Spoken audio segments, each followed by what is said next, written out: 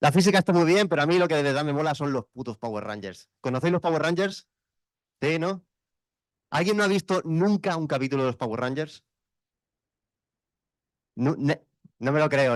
Alguien debe haber que no había visto nunca un capítulo de Power Rangers. ¿De verdad todos habéis visto Power Rangers? Joder, yo pensaba que erais más jovencillos, pero... Bueno, entonces esto lo pasaré rápido, ¿vale? Para quien no haya visto un capítulo de Power Rangers, todos son iguales. Visto uno, vistos todos. Pues bien, más o menos de lo que va. Capítulo típico de Power Rangers. Tenemos a Rita Repulsa, que es una bruja malvada que vive en la luna, y su mayor aspiración es conquistar la Tierra. Vale, para conquistar la Tierra, ¿qué hace? Pues se vale de unos cuantos monstruos bastante variopintos, ¿no? Mi favorito es ¿este tiene láser? Es la tortuga con un semáforo en la espalda. Y, claro, envía a estos monstruos a la Tierra para conquistarla. Pero claro, a nosotros no nos gusta eso.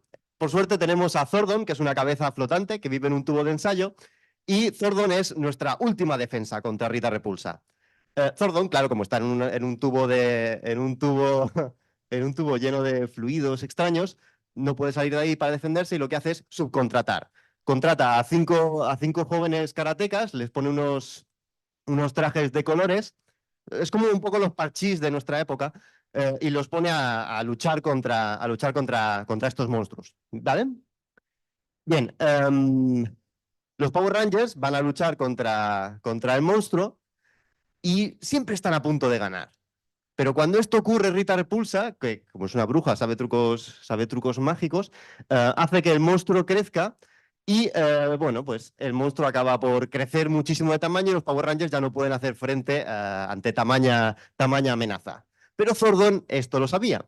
Y lo que hace es que de la manga se saca unos robots que están inspirados en bestias prehistóricas, ¿no? Seguro que os suena, ¿no? Está pues el del amarillo. Bueno, estos robots se llaman Zords. Me vais siguiendo, ¿no? Vale.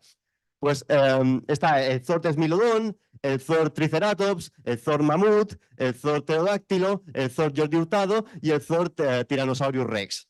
Entonces, los Power Rangers armados con estos robots luchan contra el monstruo. Pero, bueno, aquí pose épica, por supuesto, pero no pueden ganar.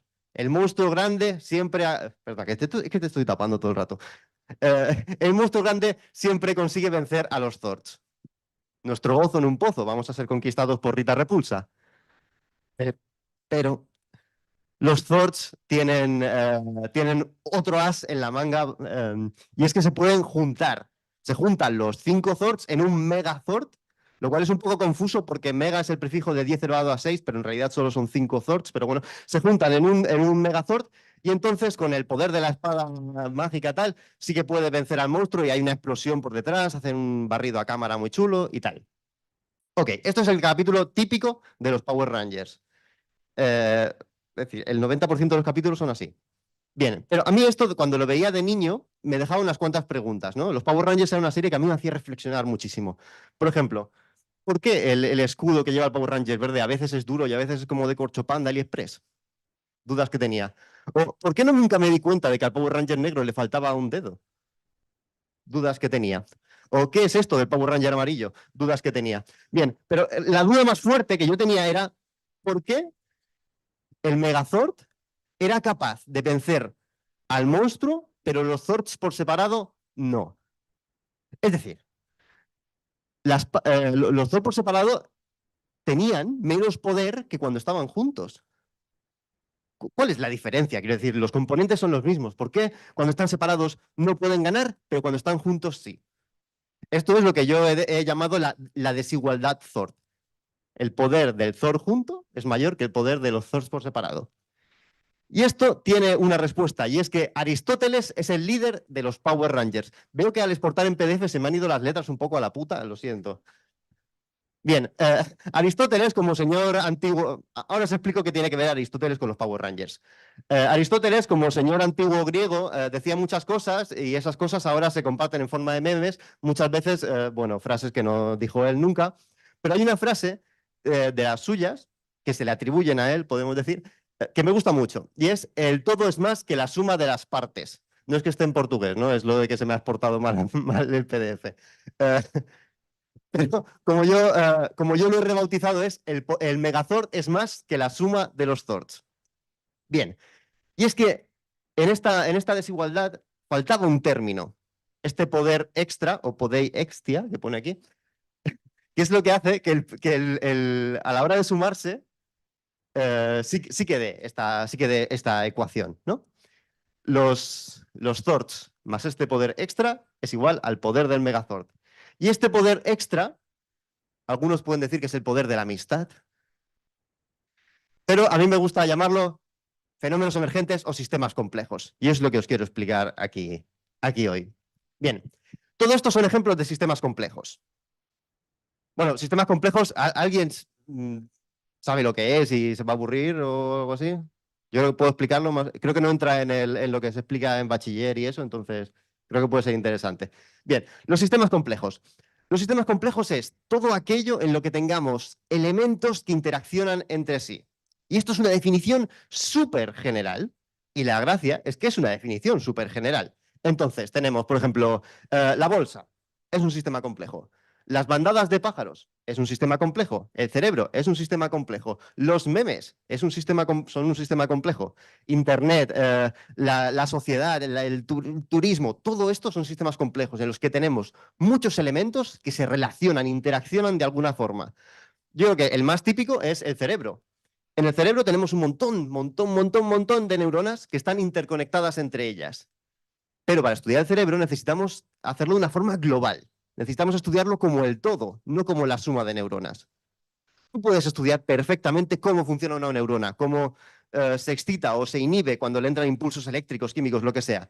Pero con una neurona nunca vas a tener conciencia, nunca vas a tener memoria. Necesitas juntar muchas, relacionarlas de distintas formas y obtener un cerebro. Igual que los memes, un meme no nace de una persona. Un meme necesita que haya varias personas que interaccionen, que lo hagan evolucionar, que nazcan nuevos, que se mueran otros, que pasen de moda, que todo este tipo de cosas. Son comportamientos que solo tenemos cuando hay interacción, cuando hay combinación de personas, de agentes o de lo que sea.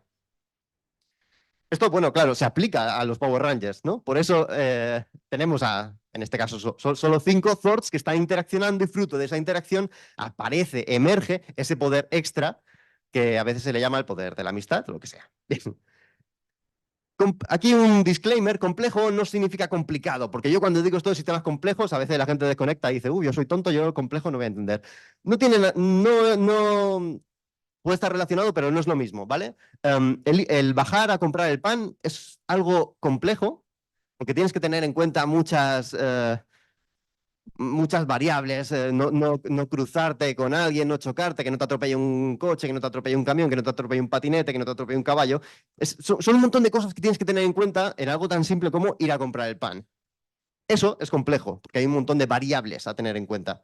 En cambio, resolver un cubo de Rubik, que puede ser algo que parece muy difícil, es complicado, pero no es complejo, porque las reglas de cómo se comportan los colores cuando giras un cubo están bastante definidas. Siempre cuando giras una cara, pues las piezas que estaban aquí van a pasar aquí, ese tipo de cosas, ¿no? Aquí, bueno, son ejemplos de cosas complejas, pues, por lo que decía, de salir a la calle y cruzar un semáforo es algo complejo. Y, sin embargo, es algo que todos podemos hacer con cierta facilidad. Entonces podemos hacer cosas complejas sin que nos suponga un esfuerzo muy grande. Los juegos multijugador online, el WoW, el LoL, todo eso son cosas complejísimas porque tienen un montón de ataques, de variables de defensas, entonces, bueno, interacciones entre personas, entre elementos, entre personajes, todo esto. En cambio, bueno, pues cosas complicadas. Comentaba el ejemplo del cubo de Rubik o la tabla de tipos de Pokémon. Pues al final son reglas muy sencillas, ¿no? Que puede haber muchas reglas, pero son sencillas en realidad. No aparece nada nuevo, no aparece nada, no emerge nada. Y luego hay cosas que son complicadas y complejas, como conseguir novias siendo un puto friki. Pero bien, una definición más formal de lo que es un sistema complejo es esta, ¿no? Que es aquello que surge en un sistema cuando tienes muchos agentes que interaccionan. Bueno. Todo esto de la complejidad es algo relativamente nuevo. Es decir, se puso de moda no hace mucho, sobre todo un poco por culpa de este físico, Anderson, que escribió un artículo súper potente que lanzó mucho beef a los físicos de la época, en el que decía algo como que muy bien, que la física había funcionado muy bien hasta ahora, en eso de, bueno, tenemos una mesa, le quitamos las patas, estudiamos las patas por separado, rompemos los átomos, miramos los átomos por dentro, eso está muy bien, la física de partículas, física nuclear y tal, pero todo eso luego no nos va a ayudar en según qué cosas de nuestra comprensión del universo. No podemos desmontar el Lego, que la forma de hacer física típica es desmontar un Lego, pero eso no te garantiza que luego sin instrucciones vayas a poder reconstruirlo. Entonces, el enfoque nuevo de los sistemas complejos es estudiar las cosas como un todo, estudiar el set de Lego ya montado, no desmontarlo para estudiar las piezas por separado. ¿Cómo me enamoré yo de los sistemas complejos? Corría el año 1992, el año más importante de mi vida, porque estrenaron los Power Rangers en Japón, bueno, la serie equivalente, Keraru Sentai Zyuranger. Nací yo, un año muy importante entonces, y publicaron este artículo que se llama A Cellular Automata Model for Freeway Traffic. Es un artículo que publicaron dos físicos, Kai Nagel y Michael Schreckenberg. Eh, es como un poco el artículo científico anti-español, porque fueron dos alemanes en una revista francesa. Bien, lo que publicaron en ese artículo es, yo cuando lo leí me encantó y fue lo que hizo que dije, esto de los sistemas complejos a mí me mola. Bien, ¿de qué iba este artículo? Pues imagina que aparece un enemigo de los Power Rangers, este cerdo espartano, y nuestros Power aparecen en la otra punta de la ciudad. Pues yo qué sé, imagina que estamos en Mahón y aparece en Ciutadella. Pues hay que somos los Power Rangers y tenemos que ir a luchar contra ese enemigo. ¿Qué hacemos? Pues vamos en coche. Bueno, los Simpsons ya predijeron el coche de los Power Rangers. Bien. Y bueno, esto obviamente no son las carreteras de aquí, ¿no? Pero imagina que nos encontramos, esto es verano, agosto, está topetado, y nos encontramos las carreteras súper, súper congestionadas. ¿Es un problema? ¿Cómo podemos estudiar el tráfico? ¿Cómo podemos ayudar, empezar a entender cómo funciona el tráfico, los atascos? Pues esto es lo que hicieron Nagel y Schreckenberg en su artículo. En su caso, lo que hicieron fue estudiar el problema más simple de tráfico que puede haber, que es una carretera en un solo sentido, recta. Bueno, pues puede ser una autopista de un solo carril. No hay desvíos, no hay coches en contra, solo un carril. Vale. Y lo primero que se hace cuando quieres estudiar un problema es plantear un modelo. Y esto es lo que hicieron. Plantearon un modelo de coches virtuales que pudieran programar, ¿no? Las reglas de las reglas de estos cochecitos eran, los coches quieren llegar cuanto antes, entonces siempre van a querer acelerar lo máximo que puedan, siempre dentro de los límites de la ley. Entonces, si el coche está parado, como quiere llegar al otro lado de la carretera, va a acelerar. Ok. Esto es la primera regla. La segunda regla era que si tienen un coche delante, van a frenar para no chocar contra él. Son reglas que creo que tienen bastante sentido. Es decir, no nos vamos a quedar quietos, vamos a acelerar porque queremos llegar, pero si el coche de delante nuestro se acerca porque ha frenado o lo que sea, nosotros frenamos para no chocar. ¿Vale? Esto tiene sentido, lo programaron y vieron que salían autopistas magníficas en las que no había atascos nunca. Pero resulta que se dejaron dos cosas a tener en cuenta, bueno, perdón, una cosa a tener en cuenta en su simulación, y es que los seres humanos somos gilipollas. Entonces, hacía falta una tercera regla. Y esta tercera regla es que de forma aleatoria, alguno de los conductores reducía un poco su velocidad. Esto, sois un poco jóvenes para conducir, creo, pero es algo que puede pasar, ¿no? Tú vas conduciendo, te distraes viendo un cartel, haces lo que no debes hacer de echarle un ojo a la notificación del WhatsApp, lo que sea. Son pequeñas cosas aleatorias que nos suceden que de forma inconsciente reducimos nuestra velocidad. Pues, bueno, esto es lo que vieron cuando introdujeron esto. Tenemos aquí, cada trozo de estos es nuestra carretera en un instante de tiempo. Pues cuando empieza el tiempo, tenemos la carretera aquí, los coches van fluyendo para allá, han pasado 5 segundos, han pasado 10 y han pasado 15. Cuando han pasado 5 segundos, nuestro coche azul ha avanzado un poco, claro, ha pasado de aquí a aquí, y se distrae pensando en la luna de Valencia, lo que sea, frena un poco. ¿Qué ocurre? Que al frenar un poco, el coche rojo se le acerca peligrosamente y tiene que empezar a frenar. Bueno, se cabrea, se cagan todos sus muertos y tiene que frenar. El coche azul ya bueno, se ha pasado la distracción y vuelve a acelerar y se va. Pero el coche rojo ha frenado. Entonces, como ha frenado un poco, cuando han pasado 5 segundos no ha avanzado tanto, entonces el coche amarillo se ha acercado a él, va a tener que empezar a frenar. Bueno, sucede un poco una reacción en cadena en la que se genera un atasco que viaja hacia atrás. El atasco ha empezado aquí porque está frenado, pero cuando han pasado 15 segundos, el tiempo es completamente inventado, el atasco ya es más grande y está más atrás. El atasco ha empezado aquí, pero ahora llega hasta aquí. Esto se llama atasco fantasma. Y es algo bueno, que vieron en el modelo de Nichols-Reckenberg cuando añadían esta regla de las reducciones de velocidad aleatorias. Esto es la misma simulación, pero a lo grande, ¿no? Lo mismo, cada línea horizontal es la carretera en un instante de tiempo, y lo que vemos aquí, estas manchas negras, son atascos que aparecen de la nada, no tienen ningún motivo, solo una reducción aleatoria de velocidad, y que son muy persistentes en el tiempo y que viajan hacia atrás. Este ha frenado en este momento y ha creado este atasco. Pues ha pasado todo este tiempo y el atasco está aquí, está mucho más atrás y sigue manteniendo, y este tío ya se ha ido hace rato. Esto, bueno, se conoce como un cambio de fase, ¿no? Parecido a lo que ocurre bueno, el material, es como, bueno, el agua, ¿no? Que a 100 grados pasa de ser líquido a vapor. Pues, bueno, hay cuando cambias la densidad de tráfico, tal, ajustas un poco los parámetros, pues aparecen estos atascos. Esto es lo mismo, es la simulación mucho más grande donde podemos ver estos atascos que viajan hacia atrás en el tiempo. Pero esto se ha visto también en experimentos reales. Se hizo una especie de rotonda gigante donde había un montón de coches circulando y con una radio les decían de forma aleatoria a alguno de estos que frenara y se formaban atascos también. Y estos son observaciones reales de atascos reales. Este creo que es de un atasco que hubo en Alemania. Lo mismo, esto fue con un helicóptero, fueron anotando las posiciones de los coches y lo mismo, se forman atascos que viajan atrás en el tiempo. O bueno, también simplemente los Power Rangers podrían haber ido en moto o acordarse de que el coche es volador. Pero lo importante aquí es que veáis que un mecánico puede saberlo mucho sobre coches, puede saber dónde está cada tornillo de ese coche. Sin embargo, eso no le da ninguna información de cómo aparecen estos atascos.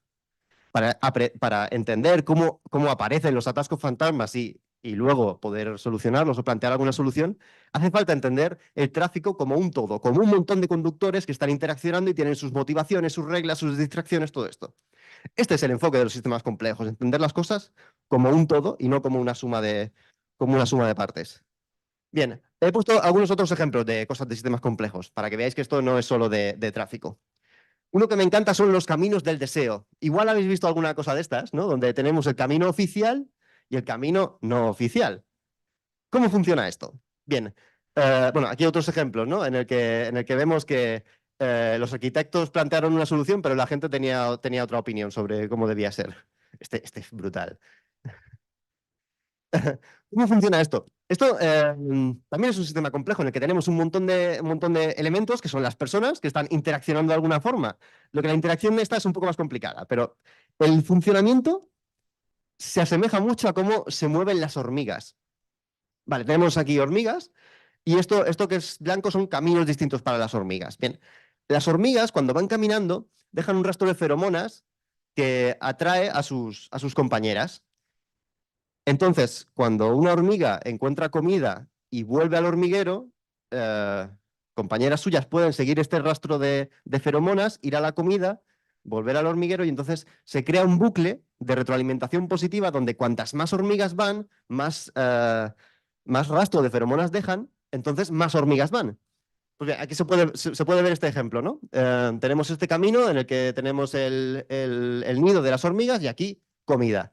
Bien, dejamos un montón de hormigas exploradoras que van de forma aleatoria y todas acaban encontrando la comida. Ok, ¿qué ocurre? Que como el camino este es más corto que este, como es más corto, aunque vaya el mismo número de hormigas, aunque el mismo número de hormigas vaya por aquí que por aquí, como este es más corto, irán más hormigas por segundo, dejarán más rastro de feromonas, entonces ese camino se irá retroalimentando positivamente hasta que las hormigas ya dejan de ir por aquí. Esto, bueno, se llama bucle de retroalimentación positiva porque cuantas más hormigas van, más rastro dejan, más hormigas van. Pero es que también es lo mismo que sucedía aquí. Si tomamos este ejemplo, ¿cuál? Este mismo. Somos una persona que queremos ir por aquí. Decimos, bueno, por teorema de Pitágoras es más corto acortar por aquí. Si acortamos por aquí, nuestro caminar sobre las hierbas crea erosión, también compacta la tierra, hace que las plantas se mueran. ¿Qué sucede? Que en la próxima persona que pase por aquí y vea que hay este caminito medio hecho, cogerá ese caminito medio hecho porque psicológicamente es como que, bueno, vemos el camino, es más fácil ir por ahí, que a su vez creará más erosión, que matará más plantas y hace ya el camino pues más grueso, cuanto más grueso, más atractivo para ir por aires. Lo mismo, es un bucle de retroalimentación positiva, exactamente igual que con las hormigas. Aquí, bueno, es un ejemplo un poco más complicado, bueno, es bastante similar, ¿no? En realidad, les ponemos un obstáculo que puede ser un grano de arroz, las hormigas van por los dos lados, pero como por este lado es más corto, pasarán más hormigas por segundo, entonces el rastro de feromonas será más intenso y acabarán yendo por aquí solo. Acaban optimizándose y encontrando el camino más corto. Esto se llama autoorganización. No hay una hormiga jefe que les dice por qué camino ir, cuál es el camino más corto. Simplemente, de forma espontánea, con las reglas que tienen para caminar, encuentran ese camino más corto. Esto también les permite tener estructuras mucho más complicadas, como los puentes, hacen puentes, hacen balsas, es una locura el mundo de las hormigas. Otro ejemplo, un poco más local. Bueno, yo cuando explico estas cosas en otros sitios tengo que introducir que somos las Baleares, aquí no hace falta, que tenemos fauna de lo más diversa, pero que dentro de la fauna diversa que tenemos, la Posidonia es lo mejor. Es lo mejor. Bueno, la Posidonia es una planta, no es una alga, que tenemos es la base de nuestro ecosistema mediterráneo. Y había un problema, y es que los investigadores encontraron que en las praderas de Posidonia aparecían agujeros, y no sabían por qué aparecían estos agujeros. Y bueno, se crearon teorías súper locas de por qué aparecían estos agujeros. En un artículo llegué a leer que se pensaba que eran pruebas de bombas, y por eso eran agujeros tan perfectos. Bueno, también se dice que es por el tema de las anclas de los barcos, que sí, pero no estos precisamente, porque estos creo que hacen decenas de metros. No, lo de las anclas de los barcos sí que sucede, pero no explicaba estos agujeros tan grandes que encontramos en las playas de Posidonia. Resulta que a los investigadores se comía en la cabeza y a alguien se le ocurrió pensar que esos agujeros se parecían mucho a estos agujeros que aparecen en las praderas de Namibia, en la hojarasca esta. ¿Qué sucede? Que las praderas de Namibia, esto aparece porque las plantas tienen termitas y también tienen poca agua. Bueno, el agujero se parece, sí, pero claro, se me ocurre en menos sitios con menos falta de agua y menos termitas que debajo del mar. Pero resulta que tenían razón. El mismo mecanismo que hacía que aparezcan los agujeros, los agujeros, ¿cómo se llama? Círculos de hadas, esto se llama círculo de hadas. El mismo mecanismo que hacía que aparecieran los círculos de hadas en Namibia es el mismo que hace que las praderas de Posidonia tengan agujeros. Y es un fenómeno también de sistemas complejos, en el que tenemos un montón de plantas de Posidonia que está compitiendo por recursos. Y esta competencia por recursos bueno, es un poco complicado porque habría que explicar cómo se reproducen la Posidonia y todo esto. Al final lo que hace es que la manera óptima de que estas plantas accedan a un recurso limitado es en forma de círculo. Esto es un modelo que hicieron los investigadores de mi centro y esto es las observaciones reales. Más o menos, se parece. Y bueno, al final, por resumir un poco, la explicación es que cuando tenemos círculos es que la mortalidad de las plantas está creciendo un poco. Y cuando tenemos parches así, la mortalidad de las plantas ha crecido muchísimo. Entonces, esto se puede usar como herramienta de diagnóstico para ver cómo está cómo está la plaga de Posidonia y hacer bueno, esfuerzos por su conservación. Ok, ahora viene un poco el momento crítico, porque yo os estoy explicando aquí un montón de cosas, me han presentado como físico, soy físico, pero ¿esto qué coño tiene que ver con la física? ¿La física no es cositas del espacio y todo eso? No, no, no, no todo. Los sistemas complejos es un campo de la física relativamente moderno en el que se utilizan herramientas típicas de la física para estudiar problemas que no tienen por qué ser de física, como puede ser la movilidad de los animales, cómo se mueven las personas, cómo interaccionan las plantas entre ellas, el tráfico, el retraso de los aviones, ese tipo de cosas. Porque al final la física lo que te da es un montón de herramientas, de formas de pensar que se pueden aplicar a muchos campos. Cuando crecí, empecé a dejar de ver los Power Rangers. Pero ellos siguieron sacando temporadas a cholón. Algunas muy raras, había algunas que eran con capa. Luego se empezaron a quedar sin nombres y los llamaron, pues, Ninja Storm, Super Ninja Storm, cosas así. Bueno. Pero había una cosa de los Power Rangers que sí que me gusta, que han mantenido con los años, Y es que de vez en cuando, una vez cada 3 o 4 temporadas, venía un enemigo mucho mayor que requería que los Power Rangers se llamaran a los Power Rangers de otras temporadas y hacían como una especie de crossover ahí épico, rollo Marvel, en el que Power Rangers de distintas temporadas pues combinaban sus esfuerzos para luchar contra un enemigo mayor.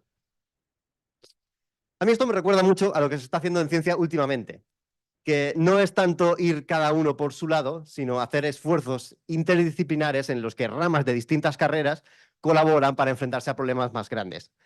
Esta portada que me flipa es de Nature, de una de las revistas científicas más importantes, tiene ya unos años, 2015, pero me recordó mucho a estas grandes escenas de Power Rangers en las que tenemos aquí muchos colores, muchos héroes de distintos años luchando contra un enemigo común. Es algo que sucede en ciencia. Tenemos problemas, ¿eh? Yo creo que el más evidente es el cambio climático. No hay ninguna rama concreta de la ciencia que sea la que se ocupa del cambio climático. Para luchar contra el cambio climático hacen falta físicos, físicas, biólogos, biólogas, químicos, químicas, lingüistas, lingüistas, todo. Todas las carreras tienen que colaborar, tienen que hacer esfuerzos interdisciplinares para luchar contra el cambio climático. También lo vimos con el tema del COVID. Hubo mucha investigación de físicos y físicas de mi centro, es un centro de física interdisciplinar. Hubo muchos esfuerzos de físicos luchando contra el COVID. Pues obviamente no desarrollando vacunas o en esfuerzos sanitarios, pero sí estudiando cómo se movía la gente cuando nos encerraron en casa, cómo poder optimizar cómo se iban derivando los distintos, bueno, la gente enferma en los hospitales para poder atender a un número mayor de personas. Son problemas que yo cuando me metí en física no sabía que un físico podía hacer, pero lo que quiero que os llevéis a casa es que sí, que con física y con otras carreras científicas se pueden abordar problemas que en principio no entraba en vuestra idea el poder dedicaros a ello. Uh, bueno, otros ejemplos de cosas que hemos visto, ¿no? De que hay físicos trabajando en ello. Pues hay físicos que en mi centro estudian cómo se propagan los memes, o cómo el cerebro funciona, o las formas que generan las bandadas de estorninos cuando vuelan en sus migraciones.